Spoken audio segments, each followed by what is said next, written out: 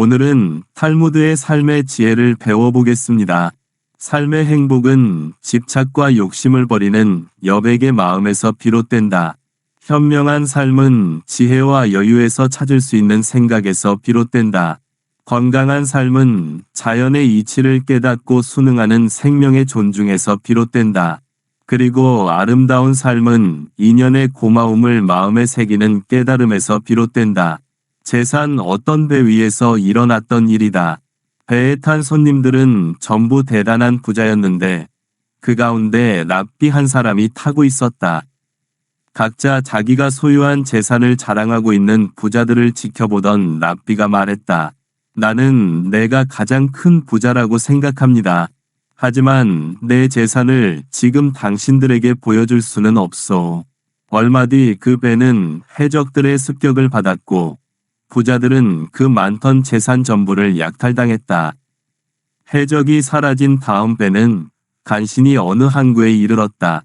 그 항구 부근의 사람들 사이에서 금세 덕망 높다는 평판을 받게 된 랍비는 제자들을 모아 가르칠 수 있게 되었다. 시간이 흐른 뒤 랍비는 같은 배를 탔던 과거의 부자들과 만났다.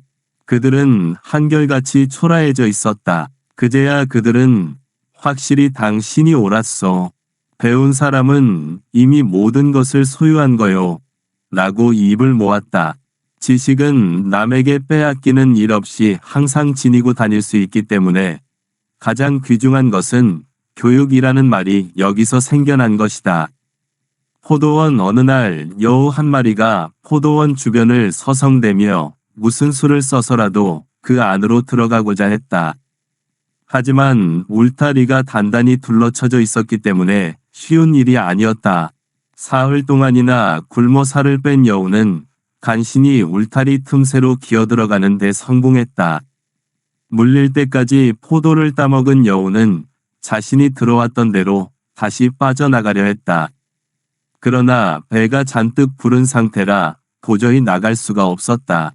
어쩔 수 없이 다시금 사흘을 굶어 살을 뺀 다음 울타리를 빠져나가며 여우는 중얼거렸다. 배가 고픈 것은 들어갈 때나 나올 때나 결국 마찬가지로구나. 벌거숭이로 태어나 죽을 때 또한 벌거숭이로 돌아가는 우리 인생도 이와 똑같은 것이다. 인간은 죽은 뒤 이 세상에 가족과 재산, 선행, 이 세 가지를 남긴다. 하지만 선행을 제외한 나머지 것들은 그다지 대단한 게 못 된다. 마법의 사과 구관계 단 하나뿐인 공주가 중병을 얻어 죽음을 눈앞에 두고 있었다. 의사는 신비의 명약을 쓰지 않는 한 소 생할 가능성이 없다고 말했다. 그러자 국왕은 무남동녀의 병을 낫게 해주는 사람을 사위로 맞아들이고 자기 뒤를 이어 왕위에 오를 수 있게 해주겠다는 포고문을 써붙였다. 멀리 떨어진 고장에 살고 있는 삼형제 중 첫째가 마법의 망원경으로 그 포고문을 보게 되었다. 공주를 가엾게 여긴 그들은 어떻게든 셋이 힘을 합쳐 그녀의 병을 낫게 해주자고 결정했다. 마법의 망원경 외에 둘째는 나라다 니는 양탄자를 갖고 있었고 막내는 먹기만 하면 어떤 병이든 나을 수 있는 마법의 사과를 갖고 있었다. 세 청년은 양탄자를 타고 궁전으로 갔다. 마법의 사과를 먹은 공주는 곧 완쾌되어 모든 사람들을 기쁘게 했다. 큰 잔치를 베푼 국왕은 이제 사위를 맞아들여야겠다고 생각했다. 그러자 세 청년 가운데 첫째가 제가 망원경으로 포고문을 보았기 때문에 저희들 이곳에 올 수 있었습니다. 하고 주장했다. 둘째는 저희가 이토록 먼 곳까지 올 수 있었던 것은 오직 마법의 양탄자가 있었기 때문입니다. 라고 주장했다. 막내는 마법의 사과가 아니었더라면 공주님은 회복될 수 없었을 것입니다. 라며 제각기 다른 주장을 내세웠다. 만약 당신이 국왕이라면 삼형제 가운데 어떤 청년을 사위로 삼겠는가? 그 답은 마법의 사과를 가졌던 청년이다. 날아다니는 양탄자의 주인인 청년은 지금도 그것을 갖고 있고 마법의 망원경의 주인 또한 현재 그것을 지니고 있다. 그러나 마법의 사과를 공주에게 주어버린 청년은 아무것도 가지고 있지 않기 때문이다. 그 청년은 자기가 가졌던 전부를 공주에게 준 것이다. 탈무드는 무엇인가 남에게 베풀 때는 모든 것을 주는 것이 중요하다고 가르친다. 왕이 된 노예에 매우 선량한 마음씨를 가진 한 부자가 있었다. 그 부자는 어느 날 자기가 부리던 노예를 기쁘게 해주기 위해 배 한 척에 많은 물건들을 실어주며 어디든 네가 가고 싶은 곳으로 가서 그 물건들을 팔아 행복하게 살아라 라고 하면서 노예를 해방시켜 주었다. 넓디 넓은 바다를 항해하던 배는 때마침 폭풍우를 만나 암초에 부딪혀서 가라앉고 말았다. 노예는 간신히 목숨을 부지해 가까이에 있는 섬으로 헤엄쳐 갔다. 하지만 그는 모든 것을 잃은 시리와 외로움에 넋을 잃고 큰 슬픔에 잠겨 있었다. 그러다가 가까스로 기운을 차려 섬 안쪽으로 들어가 보니 예상치도 못했던 큰 마을이 있었다. 그 마을 사람들은 실오라기 하나 걸치지 않은 벌거숭이로 나타난 그를 대대적으로 환영하며 우리 왕 만세 하고 외치는 것이었다. 호화스런 궁전의 주인이 된 그는 어쩌면 자신이 꿈이라도 꾸고 있는 게 아닌가 생각했다. 도무지 현실이 믿어지지 않아 그는 한 마을 사람에게 물어보았다. 대체 이게 무슨 일이오? 맨몸으로 이 섬에 닿은 내가 갑자기 왕으로 추대되다니 뭐가 어떻게 된 일이오? 그러자 마을 사람이 설명해 주었다. 우리들은 살아있는 인간이 아니라 영혼들입니다. 살아있는 사람이 이 섬에 들어와서 우리들의 왕이 되어 주기를 희망하고 있었지요. 하지만 이것을 염두에 두십시오. 1년이 지난 뒤 당신은 이곳에서 쫓겨나 생물이라곤 찾아볼 수 없는 죽음의 섬으로 보내지게 될 것입니다. 대단히 고맙소. 그렇다면 오늘부터라도 1년 후를 대비해 여러 가지 준비를 해야겠소. 하고 왕이 된 노예는 말했다. 그러고는 틈나는 대로 사막과도 같은 죽음의 섬으로 가서 각종 채소와 유실수를 심기 시작했다. 마침내 1년이 지나자 왕이었던 그는 그 즐거운 섬에서 추방되어 마을에 처음 들어왔을 때처럼 벌거숭이로 죽음의 섬을 향해 가야 했다.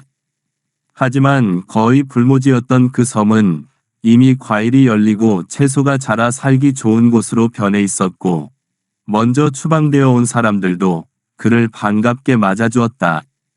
그리하여 그는 그들과 더불어 행복하게 살았다. 이 이야기에는 여러 상징적인 의미가 함축되어 있다. 맨 처음 등장하는 선량한 부자는 자애로우신 하나님이고 노예는 사람의 영혼을 뜻한다. 또한 그가 오르게 된 첫 번째 섬은 현세이며 그곳에서 살고 있던 마을 사람들은 인류이다. 그리고 1년이 지난 뒤 추방되어 간 사막 과도 같은 섬은 죽은 다음에 가게 될 세상인 내세이고 그곳에 있던 채소와 과일은 선행을 상징한다. 모든 일은 계획에서 시작되고 노력으로 성취되며 오만으로 망친다. 영원한 생명. 랍비가 시장에 나와 이 시장 안에는 영생을 약속받을 만한 사람이 있다고 말했다. 모두들 주위를 둘러보았지만 랍비가 얘기한 인물은 없는 듯했다. 그 순간 두 남자가 랍비가 있는 곳으로 걸어왔다. 그러자 랍비가 말했다. 이 두 사람이야말로 영원한 생명을 주어야 마땅할 훌륭한 선인이다. 주위 사람들이 다투어 물었다. 대체 당신들은 어떤 일을 하고 있어? 그러자 그 두 남자는 우리는 광대입니다.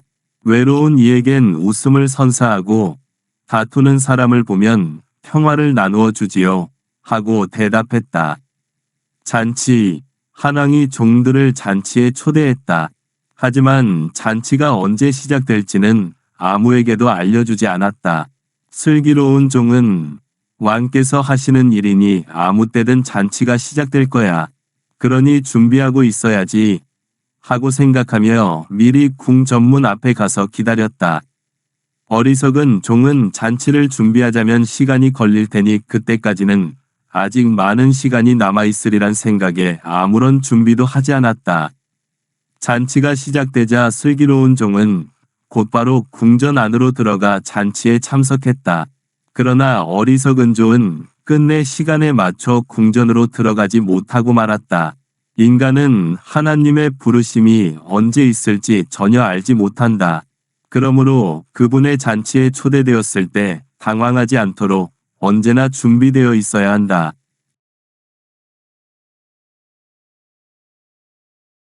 교훈적 이야기. 항해 중이던 선박 한 척이 때마침 몰아닥친 폭풍으로 인해 항로에서 벗어나고 말았다. 다음날 아침이 되자 바다는 다시 잔잔해졌다. 배가 아름다운 후미가 있는 섬에 인접해 있음을 알게 된 사람들은 그곳에 닻을 내린 뒤 잠시 쉬어가기로 의견을 모았다.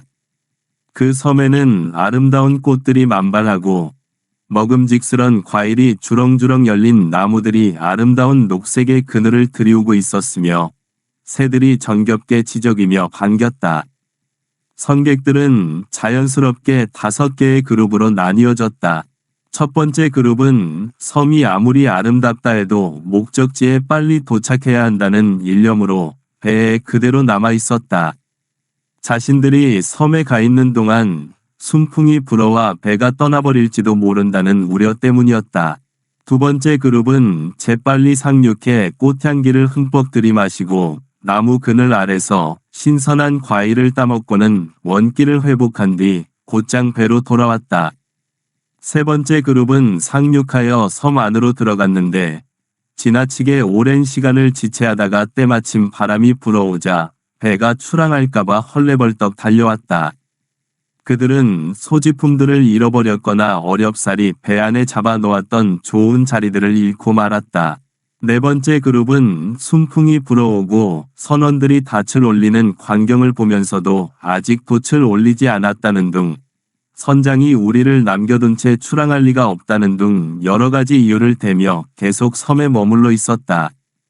잠시 후 정말로 배가 출발하려 하자 당황한 그들은 허겁지겁 헤엄쳐와서 배전을 부여잡고 간신히 올라탈 수가 있었다. 그러나 그들은 너무 서두르는 바람에 바위나 배전에 긁히고 부딪혀 부상을 당했고 그 상처는 목적지에 도착할 때까지도 아물지 않았다. 지나치게 많이 먹고 흥분한 데다 아름다운 섬에 완전히 넋이 빠진 5번째 그룹 사람들은 수량을 알리는 배고동 소리조차 듣지 못했기 때문에 그대로 섬에 남아있다가 숲속의 맹수에게 잡아먹히거나 독성 있는 열매를 먹고 탈이 나기도 해 결국 모두 죽고 말았다. 당신이라면 어떤 그룹에 속했을 것인지 잠시 생각해보기 바란다.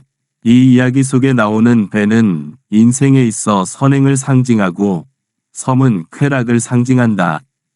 첫 번째 그룹은 인생에서 약간의 쾌락도 가까이 하지 않았다. 두 번째 그룹은 잠시 쾌락에 젖어들긴 했지만 배를 타고 목적지까지 가야 한다는 자신들의 의무를 결코 잊어버리지는 않았다.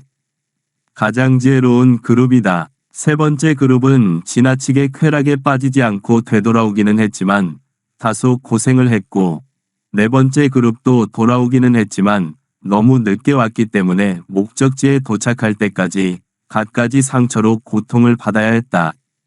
그러나 인간이 가장 말려들기 쉬운 것은 일생을 허영의 늪 속에 빠져 지내거나 내일이 있다는 걸 망각한 채 눈앞에 달콤해 보이는 과일에 현혹되어 그것이 독을 품고 있다는 사실조차 알아채지 못하고 먹어버리는 5번째 그룹이다.